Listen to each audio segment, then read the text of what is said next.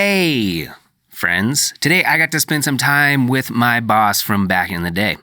He was actually the one who hired me and got me out of a job at Quiznos and into the field I'm still working in. I hadn't seen him in probably like 10 years, and it was really cool to catch up with him and hear him tell a bunch of stories. He is a professional musician, a competitive runner, and he used to do a lot of surfing when he lived in Hawaii.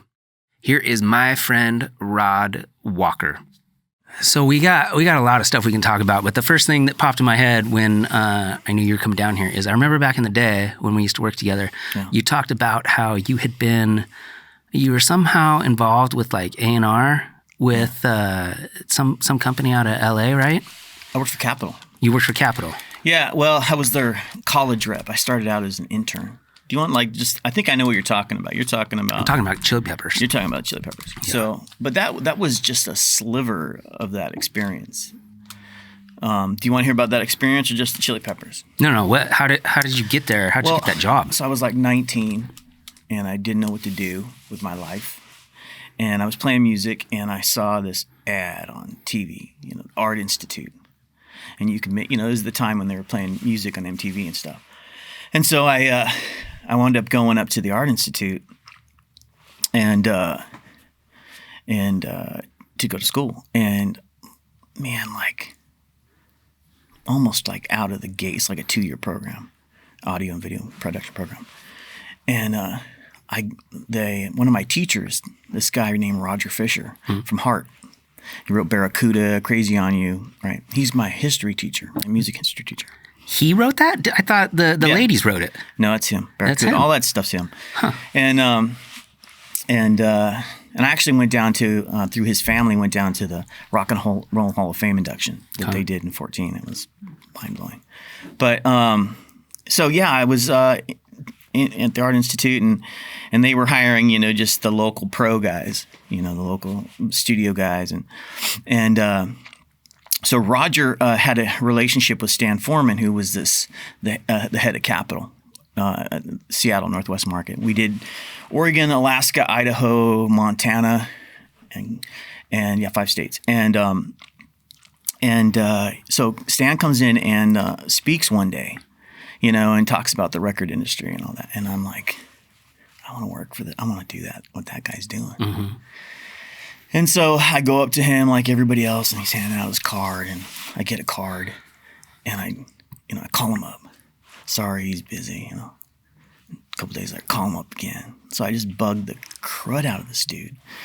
And then about 2 months of this, he says, he'd taken my call, oh, good luck to you, and best of luck in your, Yeah. So he finally takes the call, and he talks to me, and he says, well, I don't really have a job for you, but you could be my intern, and why don't you come down and talk to me? So I go down in there, and he's got this palatial office that, overlooks the Lake Union. And this is in Seattle? In Seattle. Okay. Gold records on the wall, instruments signed by, the artists of the day and stuff. So I'm already like, wow, Yeah. I'm like 20 and 21 and somewhere in there. And he winds up giving me this gig. And I walk out of there with like more promo swag than I can handle, Right. So he wanted your help, but he didn't want to pay you. There was no job. Yeah. They didn't have a job. They had, for what the job was at the time was like, it was handled by a company called SEMA, which was Capitol, Electra, EMI, somebody. Anyway, that was their like sales force. Mm-hmm. And so there were already a couple of people doing that. But so he gives me this gig. He says, you can come in and stuff envelopes a couple times a week and do that. So I do that for a little while. And then they wind up having this college. While I was there, after a couple months, and I'm sitting on this guy's couch. I'm going in there like all the time, right? I'm only supposed to be in there like on Thursdays or something, right? So I'm there like 3 days a week, and I'm playing Poison's guitar, and I'm talking, digging through the bin of free stuff I can give to my buddies to be cool. Yeah. And I'm getting tickets, and I'm getting backstage passes, and I'm hanging out like, back in the day, it's gonna be old, but like I'm hanging out with Duran Duran and Def Leppard and Poison and wow, and all every night was like a different concert, and I would take my buddy who was working at Atlantic, and he'd take me to meet Stevie Ray Vaughn, or we do all these Wasp. I mean, it would go Anne Murray, it would run the gamut. I went up and saw the Rolling Stones with Queensryche and sat close to those guys, and I could have went back, but I didn't go back anyway. But so I had all these passes and all this stuff, and so I'm like as a kid, right at school. That's how I get into the record business. But what were they sending you to the concerts to do? Were you supposed to? So that was part of my pay, and then when I became a college guy, a college rep, I had to go out and like go to back when they had record stores. I'd go into record stores, and I was doing like college alternative music, which was like Skinny Puppy and Nick Cave and the Bad Seeds and all these artists that, at the time were considered, alternative. Mm-hmm. And one of those was the Chili Peppers. And so what happened was when these artists that, weren't going to chart, they weren't the new Heart record, mm-hmm. right? They were coming to town, they'd play at college, and they'd be on some local radio station. And I would go and help with the meet and greets. And that became part of what I did. So I would on the college stuff, I would meet, at a Thomas Dolby concert. Mm-hmm. Again, he's not going to chart, right? And I would hang out and I would say, this is so-and-so from this radio station, Thomas Dolby, or they just bring them back. They'd get the free drink, mm-hmm. the free fruit dish, and then they'd, get their picture taken with them, and on they go. And so that was my gig. Were you good at it, you think? Were you pretty personable, just hanging out with famous people? I was great at it. But I thought I was part of it. That was my problem. Yeah. I got caught up in the whole, instead of it being a job, it was like, we're partying tonight with, Richard Marx or whoever it was. Yeah. It was the same, kind of thing. And, yeah. And it was an amazing time. Mm-hmm. So I did that. And at the same time, I was working at the Paramount Theatre up there, just loading trucks in, mm-hmm. Loading trucks out at the end of the night. Because, all the stuff you were doing for Capitol, they weren't paying you, right? So as a college rep, I got a little bit of money. Okay. But as the intern, when I first started, I didn't get any money. Yeah. I wound up getting a little bit of money, but I got so much. I mean, I was a music kid. Yeah. And so I had just boxes of free stuff. Yeah. Which to me was worth more than money. Yeah. But it wasn't paying my rent. So I was working at the Paramount Theatre, and so, Willie Nelson or Robert Palmer, any number of artists would come in, and I would be out there at 7 a.m, and we'd offload the truck and push it onto the stage, and we'd get tickets for the show and watch the show, and then 11 o'clock at night when it was over, we'd throw it back up. Mm-hmm. And that was really where I got with any kind of production kind of stuff. That was the start of it, other than setting up for my band. Did you appreciate that portion of it though, or did you feel like you still wanted to keep doing the A&R stuff for Capitol? I thought I was going to be.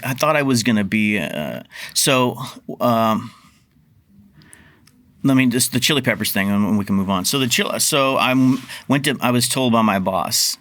I'll come back to your question. I was told by my boss to go pick up Michael Balzary, mm-hmm. who is Flea. Mm-hmm. That's his real name, at the Hawaiian Hotel.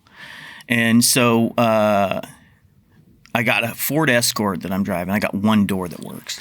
The other side, my sister, it was a hand-me-down from my sister. My sister had smashed the other side in. And so I show up at the Camlin, and we had just done an in-store, and it was all of us. It was me and Anthony. It was all of us. And then the night before, and that morning, it was early. It was got to be 7 a.m. or something. And so I pick them up, and it's me and Flea and Chad, the drummer. Yeah. And let me interrupt 1 second. Yeah. Is this before 91? Blood, Sugar, Sex, Magic? Before they blew up? That was it was Mother's Milk. Okay, I think it was Mother Milk. Okay. 89. 89. Okay, so this is before they got huge. To this day, I still have the Mother's Milk promo carton thing that they sent out. That's cool. Yeah. Okay, sorry, keep going. No, sorry. So I picked these guys up, and they're only a couple years older than me. And you got to remember, because I'm, I just described, I ain't got no money. Yeah. I'm supposed to take them golfing, right, in West Seattle. So that's all my only job. And I don't have anybody to play with them. So like I'm like walking, I'm walking with them. Right? And every once in a while they'll give me a club or something. I'll get a hit, and I mean I was poor, and they bought me like a hot dog and shit, and it was hilarious. But I got real comfortable with them. Mm-hmm. And at some point during that day, and Chad, as they were buddies, they were doing the world together, Mm-hmm. And so they were tight, and so he was just giving him shit like Mm-hmm. crazy, and so at some point I felt that I could give Flea shit, and so I said something about his, let's a heck of a shot or something like that, like Chad had been doing, and he goes, "I'm gonna kick your fucking ass." He said, dude, he got right in my face and told me that, and I don't think he was serious, but he let it know that, hey, you're not in the band. You're not in the band, dude. Yeah. You're here to get me where I want to go. Yeah. Or whatever it was. And so we go play some golf in West Seattle. It was a great day. Had fun. And then Flea goes, we got to go. Hendrix is buried down here. And somewhere in here. And I'm like, yeah, he is. I have no idea. And he says, I think, let's find out where he's buried. Look, I got him on my arm, and he's got a tattoo. And so we wind up it's in Kent. I think it's in Kent somewhere. He says, somebody said it may have been me. And so maybe I knew that much. And we got to Kent, but we have no idea where this is at, where he's buried, or the name of the cemetery or anything. And so we start, and we get there, we get into Kent, and we're at a stoplight, and we roll the window down. We find this girl in this auto parts delivery truck, and we go, hey, we're trying to find Hendrix's, this is the Chili Peppers, and nobody knows who they are. Yeah. And she says, yeah, it's, I think she kind of took us halfway there. We found it. And so when we left her, maybe she did know it, but he said to her, many happy orgasms to you. And that was what Flea said to her. I never forgot that. And so we get out, and we just, and I remember we were just walking all over this thing. We finally found it, and then they started talking about how Hendrix was buried with the gold Strat or something. These stories, Yeah. And I'm thinking, okay, finally I'll make the trades. Intern arrested for digging up Hendrix's grave. I'm like, great. Yeah. Yeah. So, they're like, just get this guy to do it. Yeah. He'll get in trouble, not us.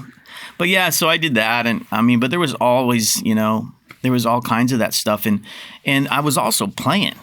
I was in this band just by pure timing. I was in a band playing in Seattle at the Vogue, at the Central. I'm opening for Alice in Chains. I know those guys from Tacoma when they were Diamond Lie. Mm-hmm. And so just by being the age I was, where I was, and playing, I got to see, I was not part of what happened. Yeah. But I was playing there, and I saw Mother Love Bone, and I saw all those bands happen. And it was, I played with the Posies, and I played with like the U-Men, and Did you ever see Nirvana?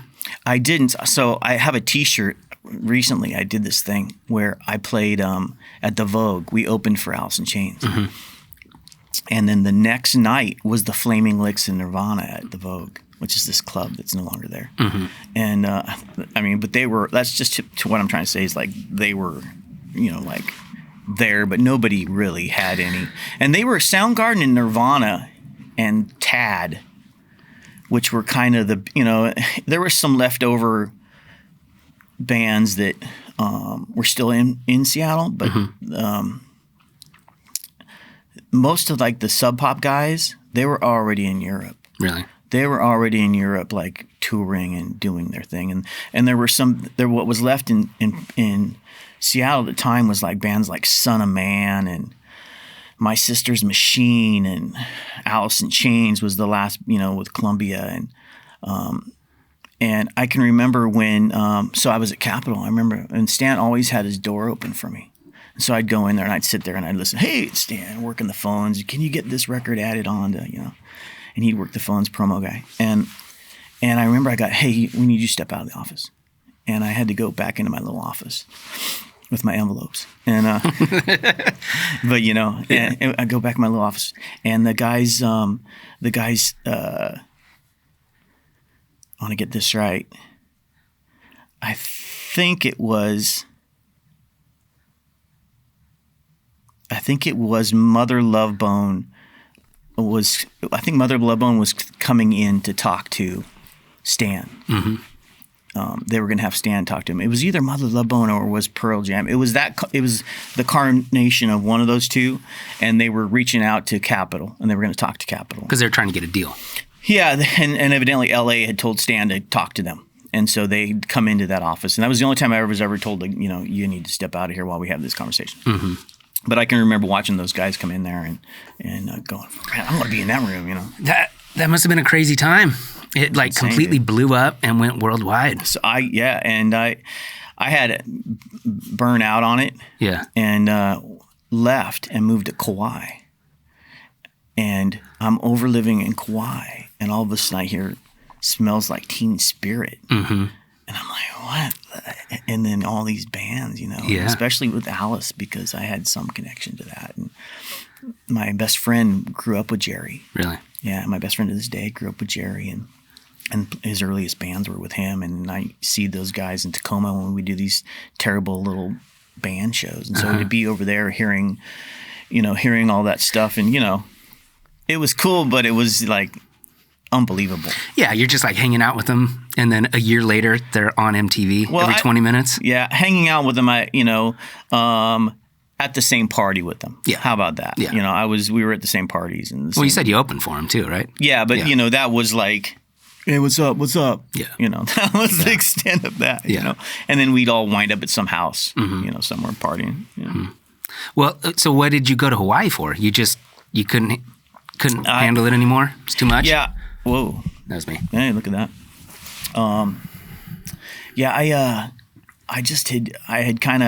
I'd been in at Capitol. I had blown an opportunity because I was young and dumb. And as they were looking for a new A&R guy to handle that alternative market in Seattle. And I just blew the opportunity. And I was just kind of hanging. I got a job. I got hired out of there to work for an independent jazz label. And I was working for Heads Up Records International. And I was handling East Coast and West Coast markets. That's where I learned, hey, this is Rod from Capitol, meant something. And hey, this is Rod from Heads Up, meant nothing. Well, how did you go from grunge to jazz? So there was a guy who was a promo guy for Capitol for a long time. And he passed away a while ago. And he left Capitol and went to work for this jazz label. Well, this distribution. It was called Precision Sound Distribution. And they did stuff like they had like Christian labels. Rhino was one of their labels. And it was, just large distribution, independent distribution wing back then. And when I was looking for something, I got there was a jazz label being formed. The guy had just moved up here he had gone to North Texas State. He'd worked with Bird and all these big, heavy jazz guys. And he started a jazz label, and he was looking for somebody to help. That he didn't have to pay much. And so Russ told him, hey, I know a guy, and I wound up going to work there. And so I like I said, this is Rod from Heads Up, and I'm trying to get on all these college radio stations all across the country and working East Coast in the morning and West Coast in the afternoon. And my swag went from backstage passes to I'd be happy to send you some stickers and a coffee cup. I got nothing for you. A couple extra CDs, and the catalog at the time was nothing. And so I had done that, and it didn't work out for me there. I just did you try to go back to Capitol? No, you'd burned the bridge or what? Yeah, I just didn't. They were looking for the next A&R guy there, and I just didn't get it. Yeah, and there wasn't a job when I got there, and there wasn't really a job when I left. I kind of happened to be there for the college rep thing, and as my college ending was starting to end, it was kind of like that was going to be, that was over. So I was just kind of looking to do something, and I was offered the opportunity to go live with somebody over in Hawaii. And I said, yeah. And I just gotten out of a relationship, and I'm like, yeah. And so I went over to Hawaii, and I wound up working at a luau. And I was like the only white guy at this. I was all these Filipinos and Hawaiians and guys, and I was working sound in the hotel ballroom. Nice. And that was and setting up little PAs for the weddings and stuff. And so I did that. I was over there and I spent my 20s kind of hanging out in Hawaii. That sounds awesome. And then I wound up from the luau, I wound up tending bar. And I played over there. And I played in Hawaiian, what they call a hula halau. Mm-hmm. And I played this tueti drum for like the hula girls, you know. Okay. It was very interesting. And then I played in this. So I was still playing. I've always been playing, and so I was over there for my 20s. And then I was like, okay, you know, I gotta have to do something. You know what I mean? I'm doing the same thing. Years are passing by, and I think it was a time where like my circle was leaving the island. You know, that kind of happens over there. Yeah, everybody starts having kids, getting married, all that kind of stuff. You only want to be in the service industry for so long. Yeah. You don't want to be the 50-year-old bartender. Yeah, it's like one of those jobs that like you just take, and then 10 years later you're like, oh man, I'm still doing this. Yeah, get cash every day. Yeah, surfing all day, going to work at night, and just having fun. Yeah, it sounds pretty awesome. It was awesome. You know, it was great to be in your 20s. You know. Yeah, but as weird as it is, I mean, I know there are guys and girls that are still over there doing that. You know? My sister recently went back and she looked up some people that we used to know, and they're still doing it. Mm-hmm. I have family that live in Oahu. Yeah. They love it over there. Huh. It's 82 degrees every day. Rains a little bit in the winter. Rains every day. Yeah. A little bit. No, I was just there 2 weeks ago. 3 weeks really? ago. Yeah, I was on Maui 3 weeks ago. Yeah. How often do you go there? At least once a year. Yeah. Yeah. I usually go in January, but with COVID. Yeah. Yeah. It's so cheap. You can fly there for like $250. Now? Yeah. Yeah. $300, $250, $300. Yeah, it's cheap. Yeah. I'm going back in August, and I had miles, so I just used those. Nice. Yeah. I've been vaccinated since January. Huh? So I haven't, hasn't been like, sure, whatever you want. Just take the test. Fine. Yeah. Yeah, because for a while they were making people quarantine. It was, I don't know why you would go over there and not leave your hotel room. Yeah. I have no idea why. Go there for a 3-week vacation, spend 2 of it in the hotel room. Yeah. It's terrible. Yeah. So, so that's the Seattle thing. I just, yeah. So were you always a drummer? Always a drummer. Do you play guitar too? I do. Okay. Yeah, I've been playing drums. I started playing in bars at 14, and I moved out of my house at 16 from the music, the money I made playing music. So Slim's in St. John's. I'm gonna date myself here, but back in the day, you could gig in the same place 4 nights a week. You'd set up on a Wednesday or a Thursday, and you'd play through the weekend, Mm-hmm. And I was in high school, and I started playing in Slim's 4 nights a week, 3 nights a week. And I was making about $100 a night. Playing covers? I was in this country western and 50s band, and we were playing like Ogie from Muskogee, and this is really a blue collar, Mm-hmm. And I was playing all these old Willie Nelson tunes and Waylon Jennings tunes. And then the guy who was the authentic country singer, he fit the role, he fit the look. But back then we were making, I was making the same money that you're making now, because the industry is dead. That whole scene is gone. Oh yeah. And we were, I was just talking to somebody about this. It's like, I started out and I made enough as a kid to move out, and the guys now that lived in that era, that would go to and set up in the Bozeman Holiday Inn for the week, and then they'd move on to the next hotel, and and they'd make a decent living playing mm-hmm. music, And now you still have those 60-some-year-old guys, and we're fighting over a $300 gig. Yeah. And everybody's doing 4 hours for $40. Mm-hmm. It's not what got me, it's not why I do it. I did to play, and it's never been, I've had opportunities to play with some people, Yeah. and I've been there as far as having been looked at by people who could have, if I had it, if I had that kind of talent, next level talent, I would have had a chance, but I would have already gone there, but I don't have that kind of talent. Become like a session musician or what? Session player, or, there's just guys that are just, totally, touched. That's all they should be doing. Yeah. And I'm not that. Yeah. I know those guys in town, and what drives me crazy is those guys that's all they should be doing are playing $40 gigs. Yeah. Out in Sandy. It's one of those professions that people don't value that much, and so they think, you're background music. Why is that? I could get Spotify to do that. Like it. Yeah. But it's a very, very important skill that's difficult to master.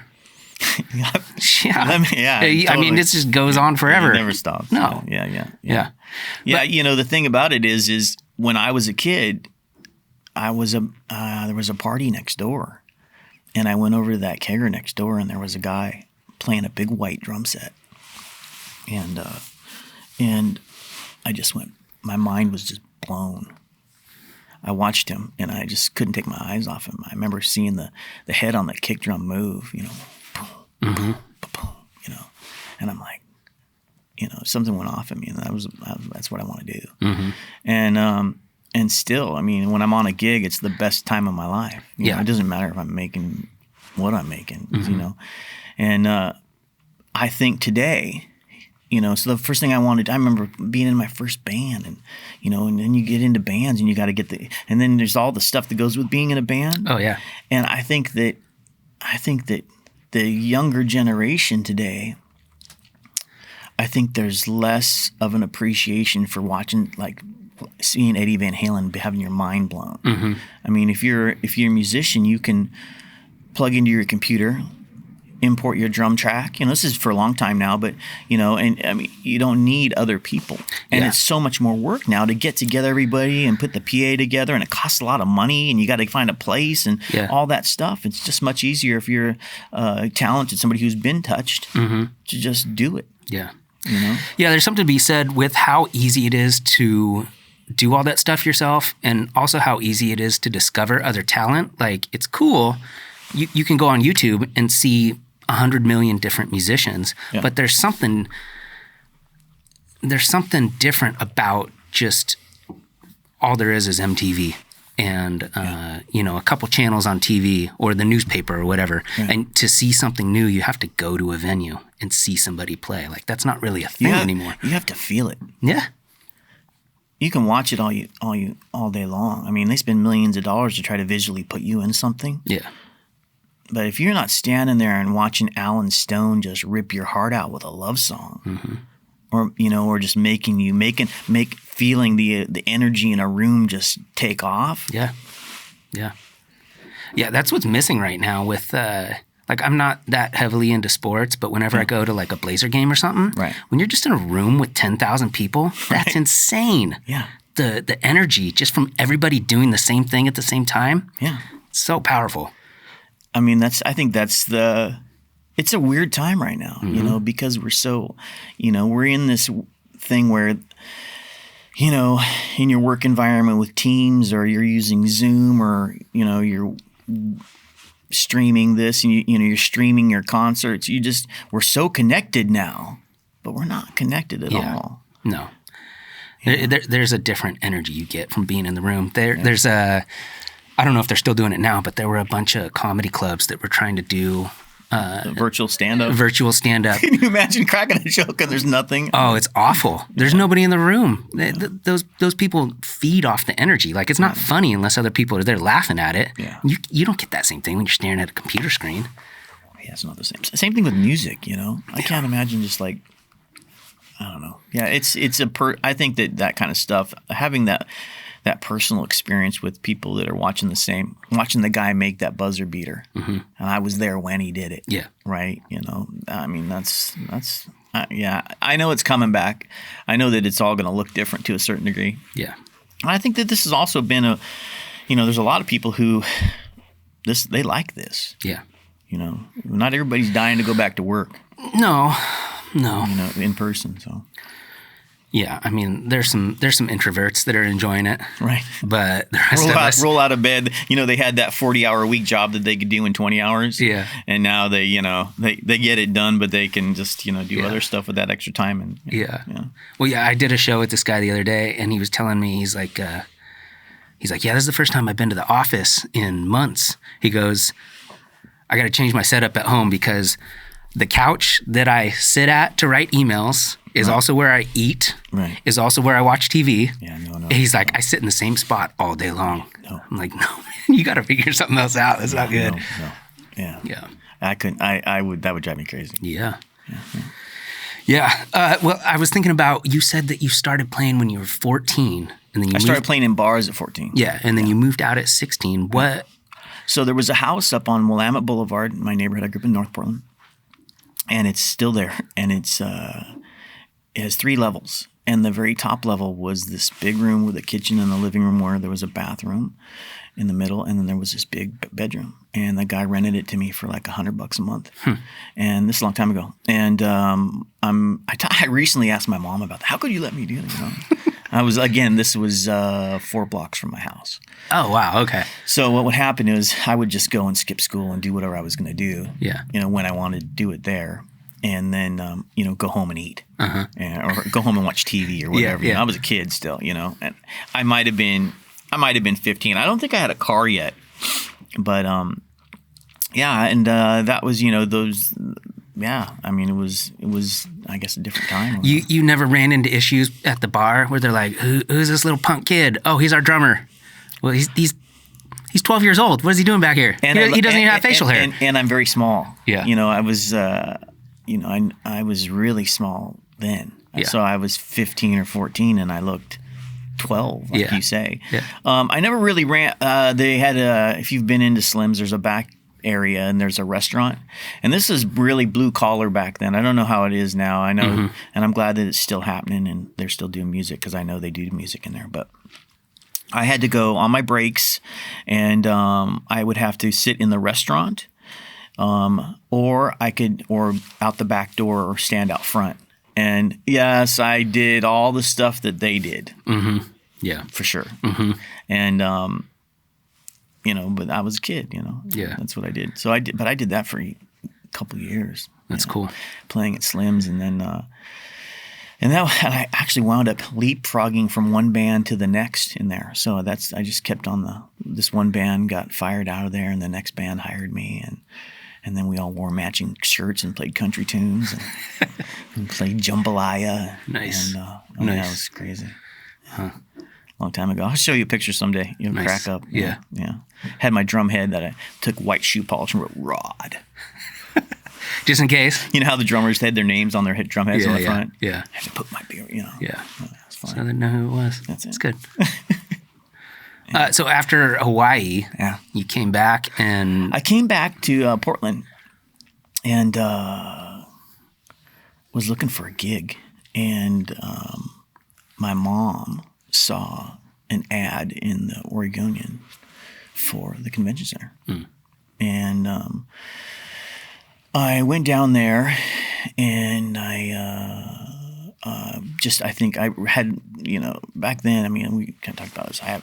They're paying $8 an hour or something like that, but I needed a job.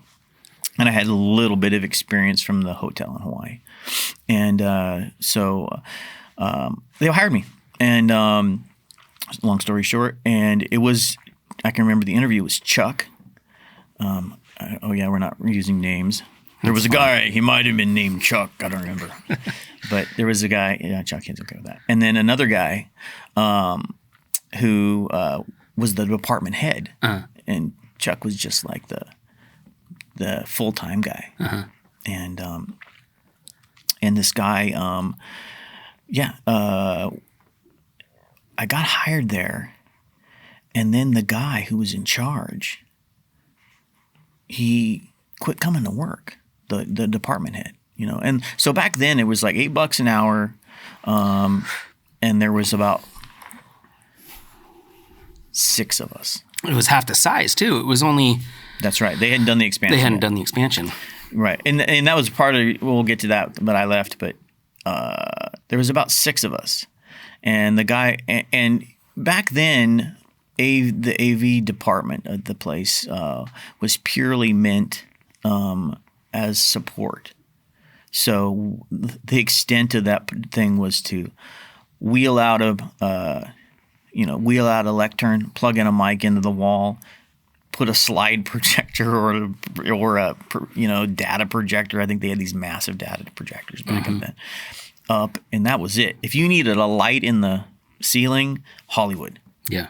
They didn't. I mean, it was not meant to be cost generating. Revenue generating. Yeah. It was just meant to be a service that they added on, like the electric, just like whatever. Mm-hmm. And so the guy who's in charge of the place, he leaves. He just like quits coming to work. I remember that was very weird because he wore the same suit every day, and it was like he didn't have any other suits. I don't know, dude. It was very weird. It wasn't even a suit. It was a sport coat. I should say sport coat.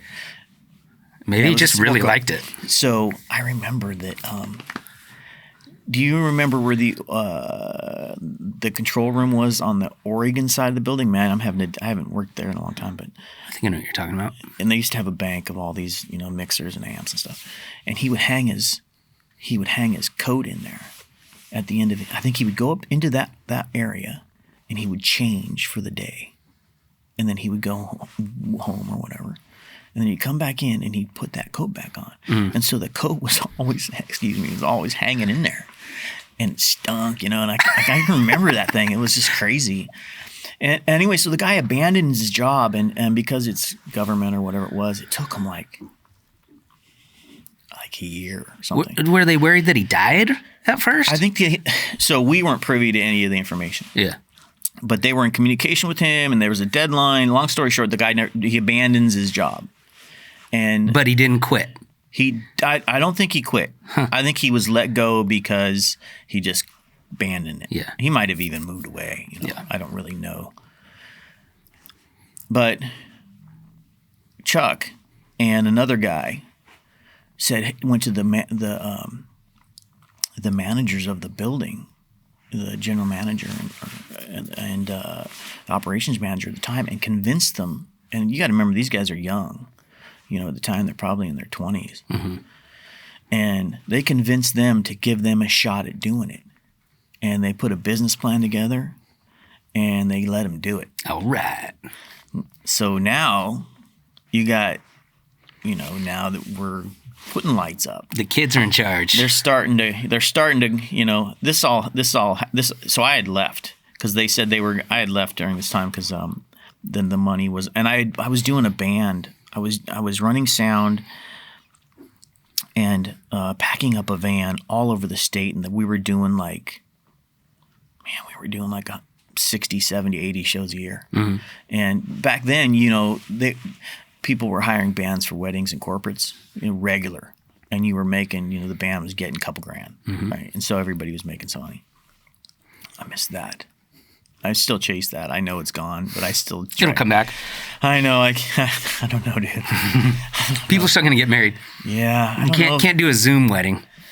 Yeah, I don't know. The $2,000 gig is a scarcity.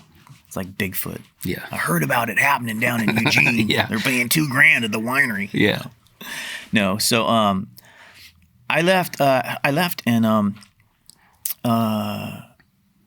a friend of mine knew I was technical, and he said, come work AT&T, back when .com was booming, right?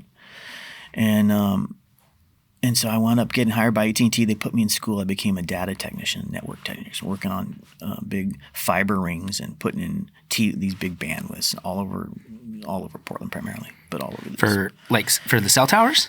No, so the convention center was one of our customers, for example. So I would put in these big pipes of bandwidth, and then I'd cut it up in a router. And so I'd give you 64 lines of voice, and I'd give you 716, meg of. It was internet. Okay, internet as well as. Yeah, so we were just telephone. Yeah, right. So we were just dropping off. We were just cutting up this service and selling it. And so I would go around to these businesses and put this stuff in. And and that was fine. I mean, I hopped in the van and just, it was on my own, and and I was on call though once every few weeks, and at that point I was just like, I got sick of doing that, and so that's when I went back. I got a call. Hey, are you interested in this job? Do I have to be on call? No. Okay, I applied, and I won. There's some other guys applying for it too. Well, that's the thing that I've always had to explain to people when they are wondering like what schedules are like. Yeah. And most people have regular jobs. They get up, they make their coffee, they go to work at 8:37. Right. They clock out at 4:58. That's right. Everything's very regimented. Right. But the stuff that you used to do, and I still do mostly, is like whenever it is, that's when you do it. Yeah, you have no idea when it's going to happen. And a lot of times it's when other people are at a party having fun, right, and you're on the clock. That's right. Yeah. Yeah. Yeah, no, I understand that. Yeah, and which it's cool because it's nice that it doesn't get stale, but it also sucks to just have to work all the time. Yeah. Yeah. It is something different, and for me, I got put in, I met people and I went to places and was part of things that I would have never had access to. Mm-hmm. And the events certainly gave me that, but it's just random. It happens when it happens, and you have to do what you have to do, Yeah. But for me, the events gig it's kind of a young guy's gig. Yeah. To a certain degree, I don't want to be in a lift, hanging a light or, building a screen and hoisting up pipe and drape and hanging drape on a wall or, pushing stuff down to a hotel elevator, down to the floor, down to the parking garage, down to the thing. And I don't want to do all that. Yeah. Same thing with like going on the road, with a tour. Yeah. You can't just disappear from town for 9 months when you're past 26, Yeah, well, not if you want to have a wife and kids and stuff. People do it, I know some people that do that, and that's their way of life, and and some people that's okay, that's what they want, and that's who they are, and rock on. But for me, it was like I didn't want to be an old guy who should have left a long time ago. Yeah, and I left the convention, so I worked there. But when I came back, so let me tell you a little bit about. So I came back, and I've been working with guys who were like had families and mortgages and stuff. We were talking about that, and I came back to OCC, and there was all these guys they were really awesome guys, right? And I wanted to be more of a guy than a leader or a boss, Yeah. But I understood that was my gig, and I had to get people to do stuff. That's what I was paid to do. But these guys, they were. It wasn't the gig for them. Yeah. If it was, this casual service thing, just put the podium out, plug it in the wall, and, go hang out somewhere, fine. But they wanted to grow this thing and make it generate millions. Yeah. And so in order to do that, first thing I was pushing, and we were pushing for more money because I couldn't get a better tech. Yeah. Well, yeah, you hired me in 2006. Oh, God. And it was $10. That was 15 years ago? Yeah, 15 years ago. I can't be that old. 15 years ago in a couple months. Jesus. And it was $10.34 an hour. And I came in there, and I was 22, 23. I didn't know anything about anything. Well, you went to school. I went to school, but I went to school for studio recording. Yeah, audio production. Yeah. Well, that means you know what a mixer was, and that was good enough. Yeah, that's pretty much it. You could wrap an XLR, hopefully. Yeah. But you hired me, and it was a good thing, but you probably shouldn't have. I'm actually amazed at how many people we hired that are still in it. Yeah. So that means that, we did have an eye. Yeah.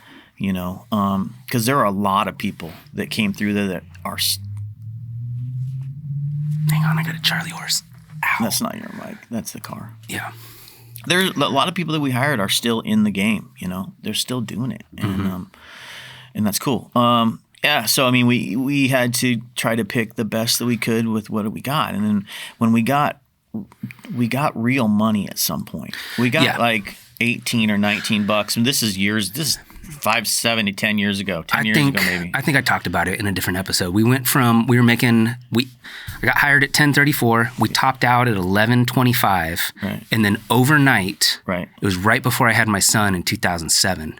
So overnight, we went from $11 to 18. Right. And it was right before I was about to have a kid. And so that was huge. Right. A $7 raise overnight. Right. And that's when I could go, and I started, I'm sorry if anybody, I started going, hey, I'm hiring these guys, subcontracting these guys to come in because I don't have enough people. Yeah. Hey, you ever thought about come working here? Mm-hmm. I started trying to recruit people, and I remember I found Ravi sitting at Hollywood Lights one day, filling out an application, and I started chatting him up in the lobby at Hollywood Lights, and said, "Hey, come down here," and I hired him.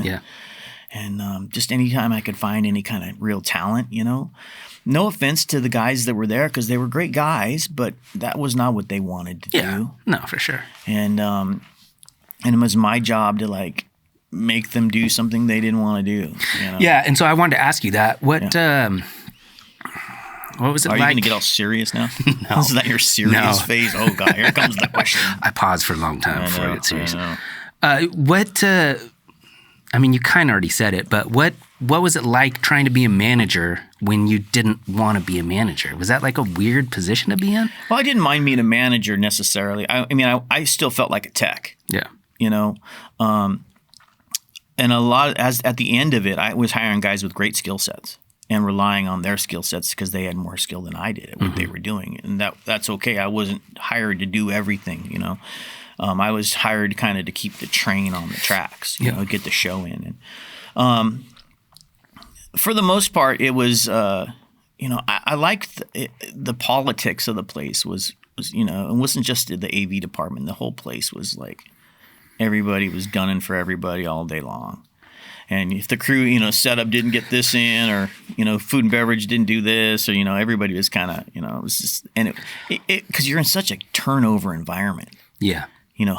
Hundreds of shows every year, flipping multiple sides of the building. Oh yeah, for anybody listening that doesn't understand it, it'd be like we would set like a show up for, in the morning. The show would happen. It'd be like a nighttime dinner gala. Right. Then at midnight, it'd be over, and we'd have to reset the entire thing for a new thing in the next morning. Right, and for a new group of guys who had to tech it, who didn't set it. Exactly. Yeah, so you would do all the work, and then someone else would come in and run it. Did it. So you're burnt out because you've been there since 4, and now you're there till 2, turning the room over, and you hope you didn't roll your horizontal, your vertical, and then they show up in the morning and it doesn't work. Exactly. And now it's for 35 feet in the air, and somebody's got to get a lift in, and the food and beverage is putting tablecloths down. Yeah. I don't miss that. No, I don't either. There were nights where people would work until 4 a.m. I slept in that. And sleep there for an hour and get up and have to do something else. I know people that did it, and I did. I slept in the VIPB on my couch, because it just by the time I went home and turned around and came back. Yeah. But, yeah, it was, it was a tough gig. As far as trying to get everybody on this, because some people were invested.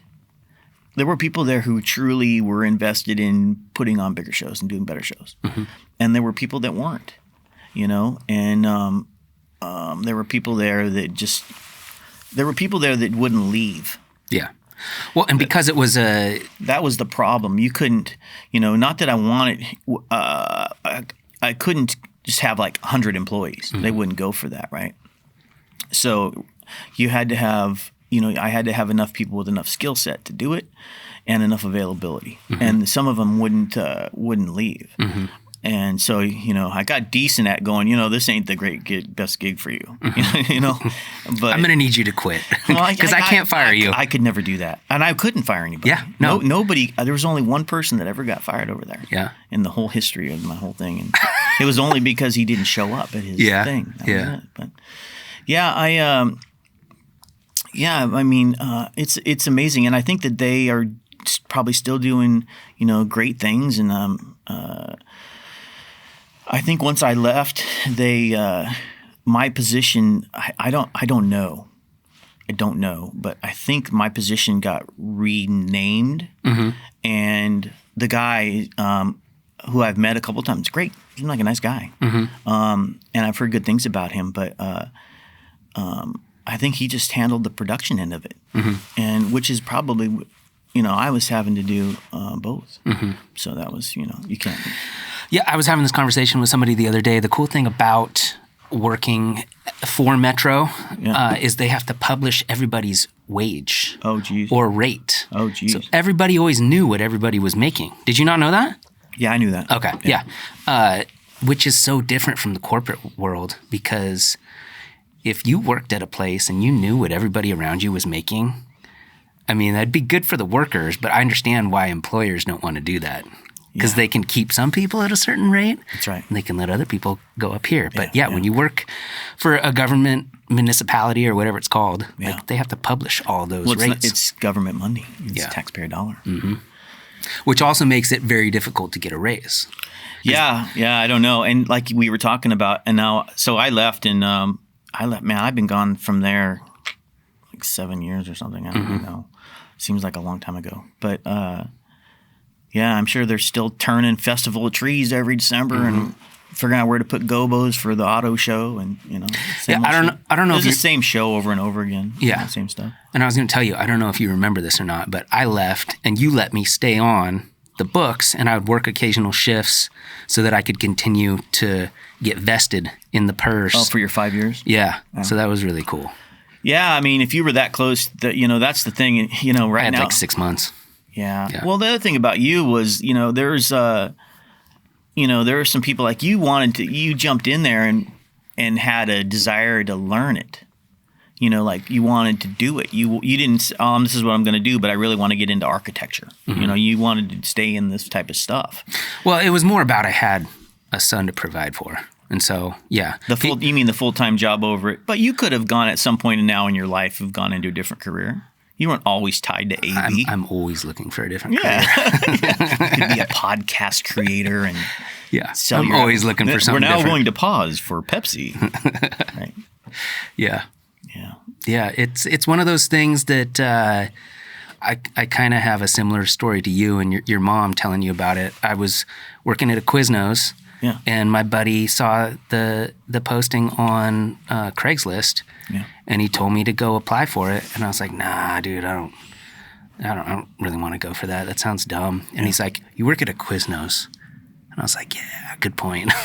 So when you hired me, I stayed at Quiznos for 6 months, and I was doing both. Yeah, because as a part timer down there, it's hard, and that's why I left after 3 years. Same kind of thing, And but you were like always the guy that if I had a person that I could put on anything, that was gold. And there was one person who could do lighting, knew how to program the dimmer, or one person who could run sound and not make it feedback, those types of things. And those are important. So if you had somebody who could do multiple things, man, so you try to keep those guys. Yeah, that was the cool part about that job, is that I came in with relatively no knowledge about anything and was kind of trained.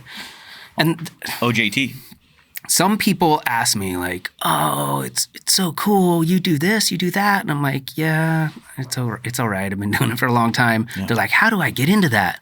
I'm like, "You don't want to get into this. Find something else to do." But if you really want to, there's no like. Yeah. It's not like you go to college for it. You just get a job doing something, and then somebody teaches you.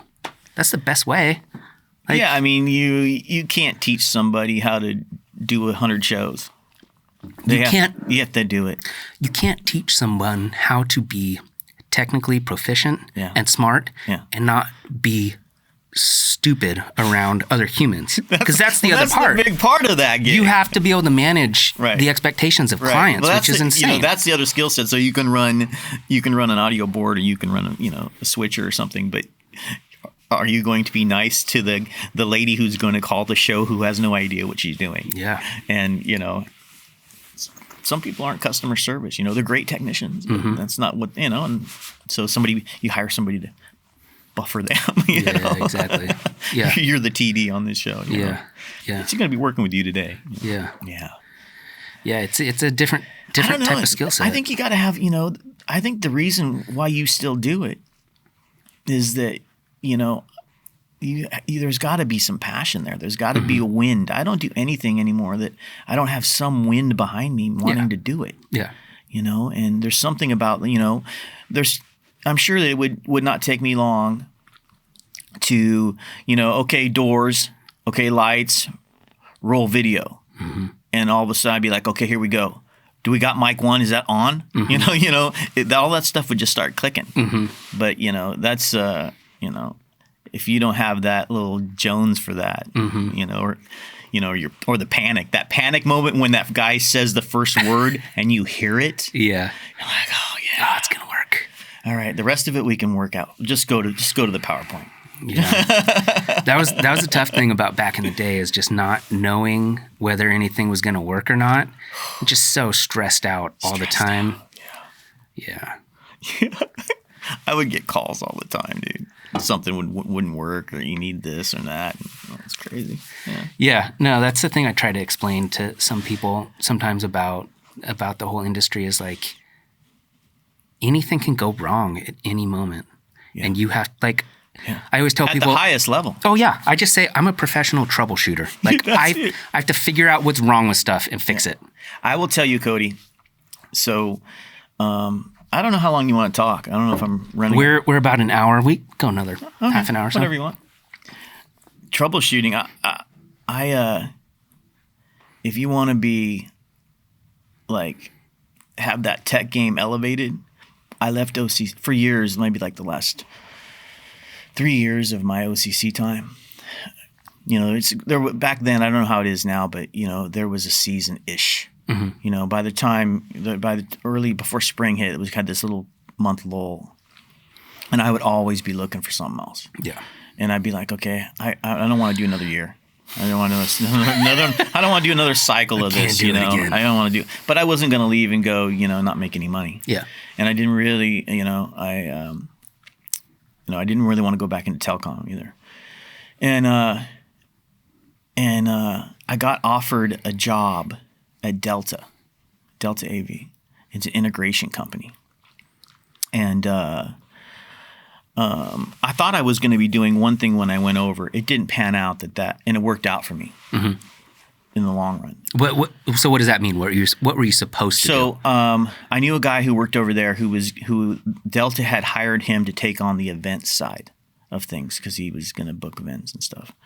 And it didn't really take place. But they wound up. I don't know how I did it. Me and another guy, but we wound up getting being service techs. So what that means is the title was post project services. But what an experience! They outfitted me with a complete set of everything, every tool, every test unit, every meter, every cable, every adapter, every ladder, and they put in a van. Mm-hmm. And I took on all comers. What I mean was, if they called in, and then Delta and CompView, who did OCC, and Delta did the original expansion. The the new side. They're the largest in the state, just about. And so for integration, they don't do events. And so they put me in a van, me and another guy, and he had his van, I had mine. And they, whoever called, corporate, you name it, go fix it. Yeah, but you weren't really like an install guy. No experience. No clue. They just gave you all this stuff in a van and said, go figure it out. You got it. Yeah. And here's the deal. You don't figure it out, you don't get a job. Yeah. So you learn to figure it out. Wow. And there was a lot of stuff I wound up, I always had that, technical troubleshooting. I'm just tenacious. Yeah. I won't eat. I won't take a break. I'll just stay on it till I figure it out. Yeah. I've always been like that with that kind of stuff. And so for 4 years, I did thousands of service calls. Uh-huh. I reamped, me and another guy reamped the motor center, the line arrays in the motor center. Worked on the stadiums and what we call eds and meds, every hospital, every school, all these integrated systems, which is really the way of it's now. But, you know, the days of even with you know, you're going to have rooms like the one I'm sitting in here now, and you've got a couple of cameras on stands and these mics here. But, you know, one day they'll come into a room like this and just hit a button. I want to do podcast mode. Yeah. And that's it. And it turns on. Yeah. It's the same thing with events, you know. They'll have integrated cameras. They'll have staging. They'll have P&D. They'll have all that. It'll just, you walk in, here's your show. And they'll stream it. And they'll do a hybrid. They'll put 200 seats in the room or whatever it is, and they'll stream it.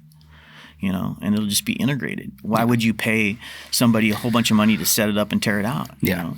Why a lot of the meeting rooms at OCC aren't fixed? You know, and they always said, well, we want to move the stage, we want to combine, uncombine, things like that. But, you know, a lot of that stuff could just be fixed, you know, and be integrated and lower the cost. So, yeah, I mean, I worked on everything. You name it. Did you enjoy it? Some parts of it were, you know, I got the I want to be challenged out of me. Yeah. After 4 years, I got the, you know, because I did enjoy it, Yeah. but there were, you know, again, I didn't want to be an old guy on a ladder in a gymnasium trying to figure why the DSP is not passing signal to the speaker, or why, you know, the mic's cutting out, or running around with this meter figuring out if I got some kind of frequency issue with the wireless in the area, blah, blah, blah, blah, blah, blah, a million different things. And, but I did enjoy it. And I liked it that it had set hours pretty much. I worked Monday through Friday, you know, 8 to 4:30. So after all those years of erratic scheduling, it was nice to have some even consistency. at OCC, you got to remember, I was 8 to 4:30 at OCC. Yeah, too. that's true. That's true. But I left there, and then the calls started coming. I would get calls on the weekends. I would get calls at nights from the people there telling me I didn't get enough of this, or this one of these things is broken, or this is the wrong lens, or I don't have enough cable, or I need another speaker timer. You know, I'm okay. You know, that kind of stuff. You know? But yeah, doing the integration technician just opened my eyes and opened me up to what's really out there, as opposed to, like, you know, OCC and, you know, the large scale live events here. And then even thinking about, I went to Vegas and I worked on an Amazon Web Services show, and I thought, you know, I got 9 ballrooms. I might have them all going. I might have 40 guys working. You know, I go down to Vegas and I work on a show, and the general session is 10,000 people. Yeah. And the video wall is 4 of the exhibit halls mapped. Yeah.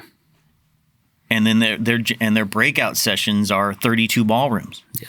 And you realize you don't know. I mean, it's the same thing on a bigger scale, but it's massive. You know?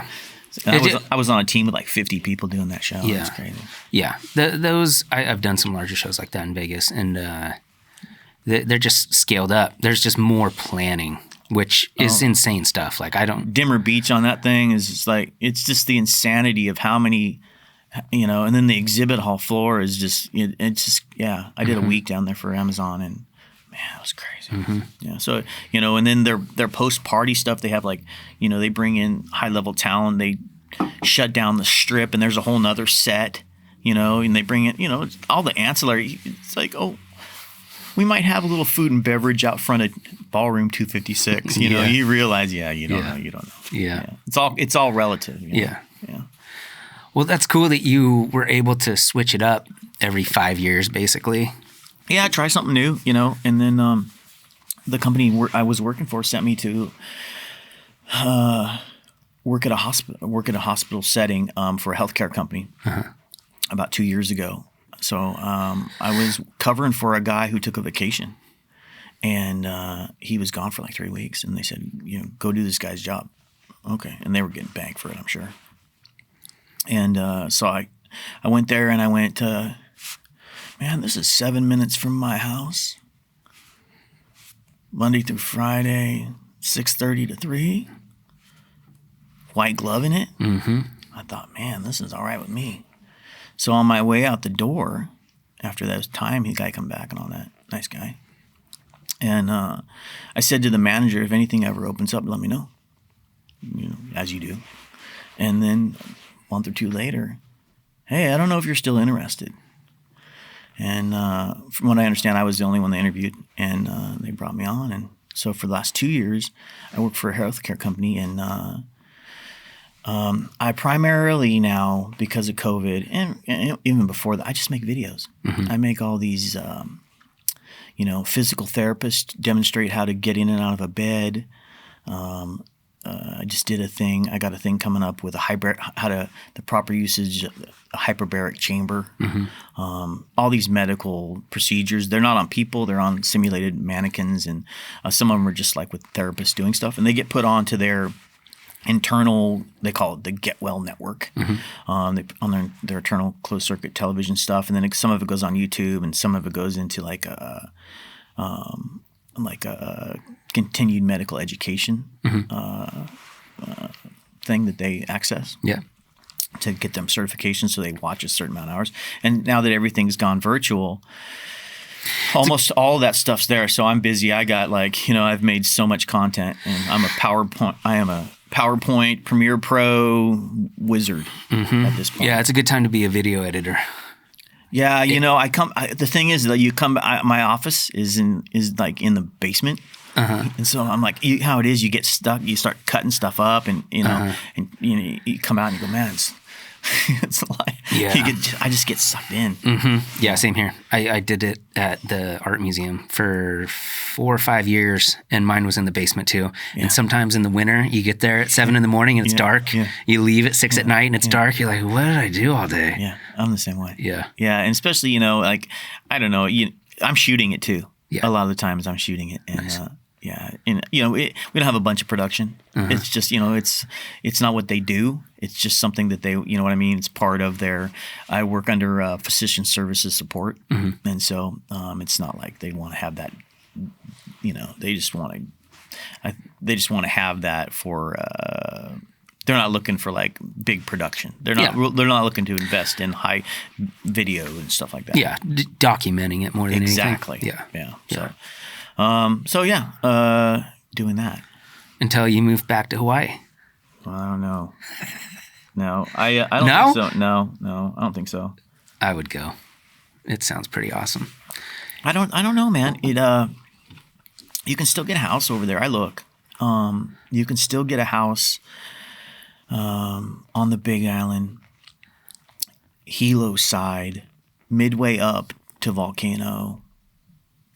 90,000? Yeah. With land, with the quarter acre and everything? Yeah. Wow. Yeah.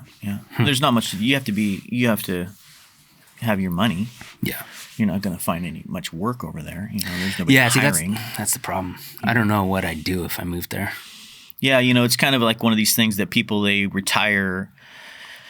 That's really my goal right now, is I'm just thinking about what my end game looks like at this point in my life, because I don't want to be one of these people that's stuck. Yeah. And, but yeah, I think a lot of people, they get to an age and they sell their house that they've had forever. Yeah. And then they maybe buy something like that, and then they spend half and half. They do that type of thing. I think some of that happens. But yeah, I don't know. Are you going to talk about that? You want to? You can. I don't know. What? So in one of the episodes, I told a story about a guy we worked with who murdered his girlfriend's boyfriend.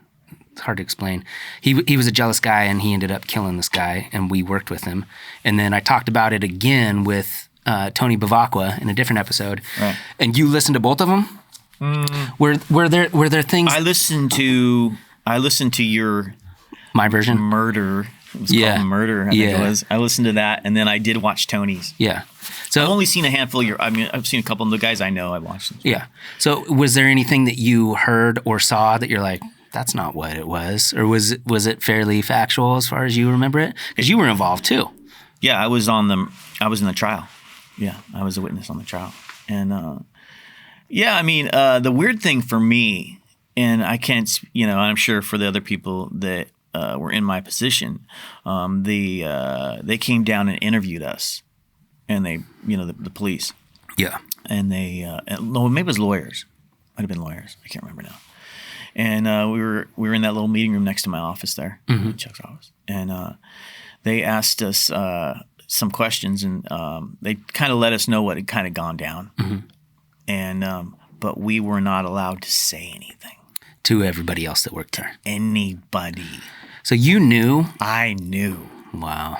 I knew that he was in trouble. Yes. Yeah. And I knew what the potential issue was. You know, I knew what they were accusing. And you still had to book him to come there and work? I had to That's act like insane, nothing. man. I had to act like nothing was happening. Did he know that they were talking to you? I don't know. That'd be so weird. It wasn't just me, dude. It was like, you know, there was but he like comes to work to do a shift, and he's like, I can remember because he's kind of, you know, like this, and he'd come in, and he always kept his hat just so, you know, so crisp, right? And he would lay it there in the cube there, and hey, what's up? You know, hey, what's going on? How are you? You know, it was always pretty quick when people came in, and I just remember him coming in a number of times, and just me going, you know, at first going, this is crazy, you know, like this is, you know what I mean? And I had a couple people I could confide in on it, and but then the truth is, after a period of time, I think on a Festival of Trees show, he was still there. That's when you told me. I remember vividly. That's when it was all discussed. Was at the Festa Tree show. Oh, they came out in December. Oh, we had a meeting, and then it was everybody got pulled into a circle because he got picked up. Yeah. I remember him. I was working side by side with him one day. I went down to the floor to help with something. I don't remember. And he and I, but it had been months, mm-hmm. and it kind of had become like, well, maybe it wasn't. You know, maybe it was. I mean, there was nothing going to happen. You know what I mean? Mm-hmm. And then so it was. As crazy as this sounds, it was like. It became kind of normal again. Yeah. Because it took so long. And then I remember when they picked him up. Did you ever think, oh man, maybe this isn't what it is, and he's getting wrongly convicted of some heinous shit that he didn't really do? Or were you always like, this guy murdered somebody? I had no idea. Yeah. Because they didn't really. Their questions to us were more like, and everything that I'm talking about is public, right? Yeah, I mean, I read the document off the internet. I read the document too. Yeah. Everything. Those are the questions they asked us. Mm-hmm. You know, do I schedule him, and do you have these kinds of things here, and you know, could this kind of incident occur while you're working, and those types of things, and that was it. But mm-hmm. you didn't know any of the details, and you know, yeah, and it was just like, I remember us having to go up there and stay in a hotel. There was like 4 of us mm-hmm. that went up there, and it was like we were all just kind of like, what the heck is going on? Yeah, you know, and just it's like a television show. It was one of our guys, you know, it was one of our guys going through that. So.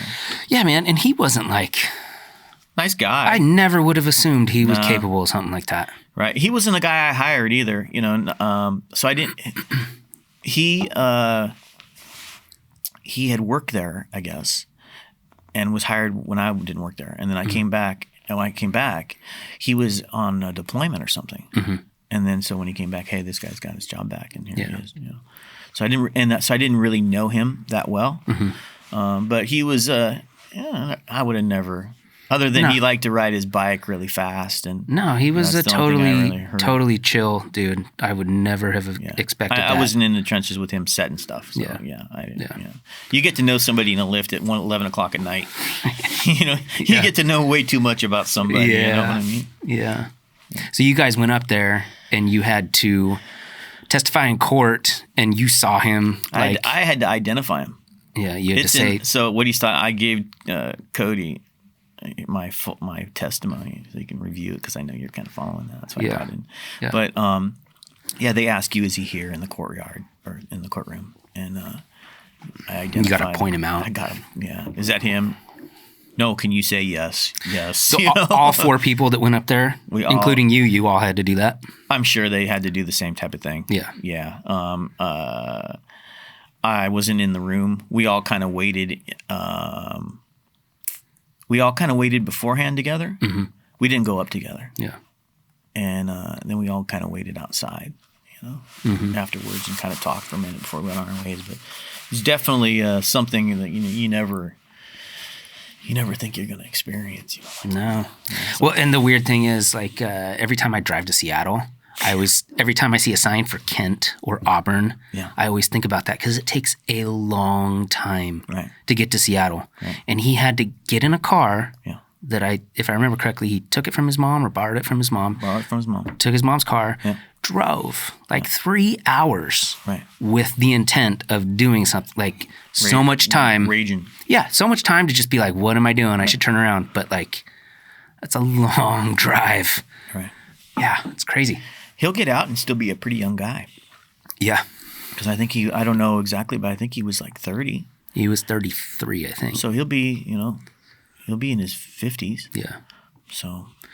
That's weird though, man. Like, you go away for that long, like, you're not. He can't be the same guy. I can't imagine. You can't, like, that's half his life. Yeah. In prison. Yeah. Yeah. It's just crazy. It's crazy to think about, but. Yeah, when I saw that, I thought, I'll bring that little thing in for you, and you can I'm gonna read it. Put you in the courtroom. Yeah, it's crazy. So what are you doing? So are you doing events? Like, are you just shooting video? Are you editing? Are you switching shows? Are you setting shows? Striking shows? It's basically all the same stuff. Okay. Setting, running the show.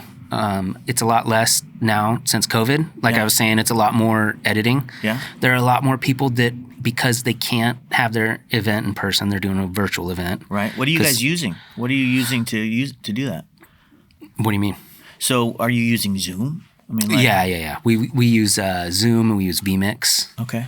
There's a bunch of different platforms now that just blew up in the last year. Yeah. And I mean, there's nonprofits all over Portland and all over the country who still need to make money, and they had to figure out a way to still generate all that revenue and get donors involved and everything. And a lot of them are still doing really well. They figured it out. Yeah, it sucks you can't go hang out in person, but I mean, if you got to make money, you got to make money. And you figure out a way. So I'm curious, because I'm always like to know what's happening and what's going on, where I think it's going to go. Obviously, I think it's going to go to a hybrid model. Yeah. I don't think it's ever going to completely go back to the way it was necessarily. I hope so. I don't like to think that it won't. Yeah, I think you're going to have people who can't make it, and they're going to put up some kind of thing for them somehow. Yeah. I don't know what that looks like. So I'm be curious to think of, what you think of, like, what that equipment looks like and what the event looks like when they're going to have these. I heard a term the other day I never thought I'd hear: virtual exhibit hall. So people are thinking about this stuff. Yeah. Yeah, there's a demand to still put out content and have people view it. But like we were talking about earlier, you need that human aspect. You can't just live your life staring at a computer screen. Right. You get messed up. You need to see people. You need to shake hands. You need to hug. You need to see people's faces. Right. Well, I'm not necessarily looking for that. I'm looking for, like, from a technical point of view. What technology are we going to be using to move this thing hybrid? I mean, are we going to use, like, I know, for example, you can do polling, you can do all kinds of different things to make, because it's going to be interactive. At some point, they're going to have to interact with, because people can't just shut off their cameras and mute their microphones and say, I was in the conference.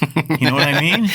Dude, I was on a Zoom call the other day, and it had a bunch of high school kids in it. Right. And they were watching a guy do a workout session, and all these high school kids were supposed to be doing the workout session with him. Right. And the teacher's getting on there going, turn your camera on. Yep. Franklin High School, turn your cameras on. Because all the kids had shut their cameras off, Why wouldn't you? Yeah.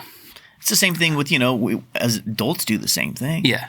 They sit there and they'll mute it and they'll scroll their phones. Yeah. Or whatever. Well, I was reading something the other day that said, like, there's some weird psychological effect to, when you look at a Zoom call and everybody's the exact same size, everybody's looking directly at you. Right. Like, there's some weird. Have you done the gallery stuff? I've done too many Zoom calls. I hate the gallery thing? Mm-hmm. What do you think about that? Like, where you put them in chairs. They put their images in chairs, and they put them in, like, virtual backgrounds. And they're in the desert. You know what I mean? Yeah. No, it gets weird. Yeah. Because, you're not supposed to interact with people that way. Like, if you're in a room with somebody, like, you're sitting next to me, right, and we're looking somewhere else. Like, we can see each other in our peripheral, but right. we're not just staring directly at each other the whole entire time. Yeah, it's not good. Yeah, no, I agree with you on all that. I totally. I'm just, what gets me, just being a tech. What do the people in the background that are organizing? What are you going to be setting up for the clients in the room, and what interfaces are we going to be using to provide that a better virtual experience for the end user? Yeah. Yeah, it'll be interesting, and it's definitely going to affect the convention industry and certainly the corporate environment for a long time. Yeah, I mean, the convention center haven't had an event in there, like a real true event, since March. It's been a year that 1 million square feet in a decent location has had no activity other than, I think they use it for vaccines. Right. There's so much commercial real estate that is just destroying somebody's bank account. Oh, they're just losing so much. I can't even imagine how much money Metro's lost, because all their stuff is, they do, they manage like the Bureau of like the land stuff. They have, of course they have the dump, and they have like some cemeteries and stuff, and then they manage the urban growth boundary and stuff. But I think they have a lot of their dollars are sunk into P5. P5, Schnitzer, the Portland Center of Performing Arts, Keller Auditorium, Expo, OCC, and the Zoo. Yeah. And none of those places are making money for, and they're just got to, and then just by sheer dumb luck, they build a $300 million hotel across the street. Yeah. Yeah. Right? And it's a nice place, too. And I think they do a couple $100 million upgrade to OCC. I haven't been in there. I don't know. It looks nice. I saw it. I've seen some stuff on TV. And it's just sitting there. Yeah, it's crazy. So, I think that I think it'll happen. I don't know if it'll happen this year. It'll probably happen this year on some kind of smaller level where they'll space them out with cones, and they'll make all the chairs be 6 feet apart, and when they'll probably limit the size of the ballroom to, they can take 400, now it'll only take 100, and they'll probably, but you won't see like major events. And see, that's where I'm talking about. So if you only have 100 people in the room and somebody's got to attend that seminar, they're going to have some kind of technology that's going to be more interactive, Yeah. So it'll be interesting. Maybe VR. I don't know. Interesting. If VR got more widespread, everybody's just wearing goggles all day long. You don't have to go anywhere anymore. Isn't that something? You just get a drip in your vein, get your cheeseburgers. And some people are saying, now that you've got the vaccine, that you're chipped. They put a chip in the vaccine, so that's how we're all chipped now. I've seen stuff like that. But yeah, it'll be interesting, but it'll be something different. For sure. I think so. I think maybe by summer 2022 you can go to a concert. Yeah. Like a real concert. Unless there's another outbreak. If there's another outbreak, we're just going to go right back to the start.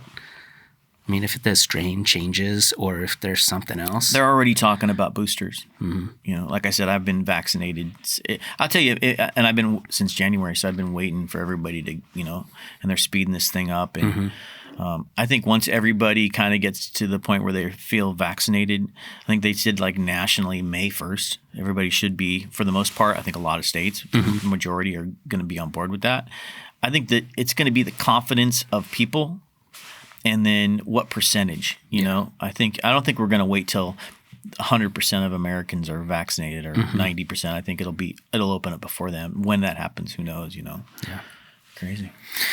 I hope so, because I got Disneyland booked in August. Are you going to Disneyland? I tried to go in 2020. So, yeah. So you have kids. 3 of them. What? Yeah, you didn't know that? I have 3 kids. Yeah. Oh, my God. How old? 13, 9, and 6. Wow. Yeah. You're a busy guy. It just got easier. Like, since COVID, we can leave them at home now. So it's much easier. Like, the first 4 or 5 years of your kid's life, you're just always worried they're going to die. Like, they're going to choke on something or get hit by a car or like they're going to do something, they're going to die. You're just trying to keep them from death. Yeah. And now it's easy. And they're still fun, you know? Yeah. They're like turning into little people. Yeah. You know, it's really cool. Yeah, it's I have some nephews. I never had kids, but my nephews have gone through grades. I've seen them, now into the workforce, and one of them just had his first son, and nice. Man, just times, like I said when I saw you today, man, it's just like, man, time is just moving. Yeah, so. It doesn't slow down. It's one of those cliches you hear everybody say it, but like the older you get, you realize you're like, oh my God, it's March 21st.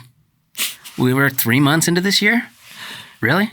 I know we're 3 months in, and I finally, the thing we didn't touch on is, I'm a runner, and yeah, I was gonna bring that up. Yeah, I do a lot of that, and they cancel everything's the same kind. I'm just, I run for my sanity, and all that got canceled. And finally, this year, I'm going to Bend in 2 weeks to do a race, and just because there's nothing happening in Multnomah County, you know? And so I'm going to Bend, and there's another race in Bend, and my parents live in Bend. I almost did. I think it was a half marathon, like last April. It might be the same, called the Salmon Run. I forget what it's called, but my mom asked me to do it. I'm doing the Salmon Run, and then I got in right before I was getting into doing ultras. Like I was running farther. I got into doing, like I did a half Ironman. I did a bunch of triathlons and stuff. Ultra, like 50 miles? Well, 32 is officially like an ultra. Wow. So I've done a bunch of marathons, and I was like looking at doing my first ultra, and then I injured my ankle, so I fought back from that. So I've signed up. I'm going to do a Day of the Dead in Newport, Oregon, around Halloween, and it's a 24-hour race. And I know, and that's a lot of running. Well, I'm not going to run for 24 hours. You run and you try to put as many miles up as you can. Yeah. And so my goal is 50 there. It's on a track, or it's no, it's not. It's a 2.5 mile course. Partial trail, partial, I think, road, and so I miss it. I'm finally, the races are starting to come back, and I didn't really start getting fit and working out and stuff until the last couple years, and I always hated running, but I try to do it every day now, and it makes a huge difference. Totally. Sometimes it sucks and you hate it, but when you're done, it just makes you feel better. It's real. Man, I come home lethargic, especially we do a similar thing. I stare at a screen all day. Yeah. Cutting video. You get home, you want to eat and lay down, And if I do that, that's what I do, I got to get myself motivated. And so first thing I do is I come home and I throw my gear on and I go hit it. Nice. And then I want to do stuff. Yeah. But if I don't do that, and also it's just good for your brain. Yeah. It just fires everything up, and all these endorphins in your brain. Yeah, and for me, it makes other things not matter. You sort stuff out. It's like I don't sweat the small stuff after I finish running. I'm like, that doesn't bother me. I don't care. It's alone time. Yeah. And it's, I don't know how far you run, but my daily, or my try to be daily, is an hour. It's 5 miles, just shy of an hour, not quite an hour. I'm not very fast. I'm like 9:30s now. Yeah, I could probably go faster, but I'm good. And I'm like, I don't run for that. I ran my goal was to run a sub 4 marathon at some point, and I did that. And so ever since then, I don't really have who's fast? I don't have any fast goals. I just have distance goals. You remember Frank, who used to be on Shipping and Receiving with the blonde hair? I don't know if you remember that guy. I remember the name. I don't remember his face. He and I started chatting, because I go pick gear up that got delivered. And I said, you should come do this race with me. You should run with me, or whatever. He's interested. And so long story short, he started doing it, and he's in his, had to be close to 50 when he started doing it. He don't weigh anything. He's got some genetic gift about it. And so I did this race with him on Sylvie Island. I was in this half marathon, or it might have been a marathon, I don't remember. And I'm like, I smoked him about mile number 8. All right, see you later. Right? I'm thinking I'm the deal, right? This is about 5, 6, 7 years ago. Yeah, since I worked at OCC 7 years ago. And I'm like, I smoked 8. My girl was hurt at the time, so she's on her bike, right? And she's cheering, ringing her cowbell and all this stuff. And evidently she says something, but I didn't hear her. And I turn right to go down the chute to the finish line. Dum, dum, dum, dum. all of a sudden, here comes Frank. He just wanted to let you think He got me with like 20. I see him blow by me, like, and I didn't have enough to catch him. And right at the end, and he got me. So now we coined the term. I got franked. Nice. But he and I have done some relays together down in Bend and Cascade Lakes relay. But he's got some gifts, and he qualified for Boston. He runs like 7-minute races. Wow. And, he's good. He's really good. So. Yeah. But I totally do it. I don't. There's a saying. I run for sanity, not vanity. Yeah. And I go for an hour, and I come back, and my head's clear. It'll get rid of the resentment I had against somebody at its job, or the experience I had at the store, or whatever it is. It just. Yeah, it's perfect for that. Yeah, for sure. Yeah, I only did the one, and it was in San Diego. The one what? One marathon. Yeah. Oh, you did a full? I did a full. Nice, dude. I was 23. Yeah. You're due. I know. That's what I'm scared of. You can do it. The first one was brutal. I was 23, my aunt was 33, and my mom was 43. And we all did it together, and they are speed walkers. And they beat you. And they're fast. Yeah. I hate those, with the hips going up and Oh, they're so good. And I was 10 years younger than my aunt, 20 years younger than my mom. I was like, whatever, they're not going to be able to. Like, I got youth. Who cares? So I didn't train for it. Right. And then we get down there, and we take off in the morning, and we got to like mile 3, and I was like, what have I done? Right. I'm not going to make it. Mile 3? Mile 3. Yeah, I still had 23 more to go. This is not good. No, and I somehow made it to the end, and like my legs didn't work. Yeah. That was it. I just laid down, and we went back to the hotel room. I didn't move for like 12 hours. Man. Oh, yeah. That's the best. It was brutal. Post-race exhaustion with pizza. Yeah. And just can't even get up to the shower. You just lay there and die. No, yeah. I love that feeling. Yeah. You earned that. I did. Yeah. But yeah, I think I'll try a half next time. Yeah. And that's what I think I was supposed to do, a half in April of 20. But then they canceled it. I have to have it's been hard because I have to have something to aim for. I love the run and for all the reasons I've described, but if I say, okay, I got this half in 2 months, it gives me something to, on those days where I don't feel like doing it, to go and do it, And I discovered a place yesterday. I ran with a new group of guys that I met through some running friends, and we went and ran Powell Butte Park. Yeah, that's near my house, kind of. I'd never been out there. Yeah. I live in North Portland, and so I drove out there, and they got some for a little place. They got some hills in there. Yeah, and I was like, man, this thing's kicking my butt. It's not bad.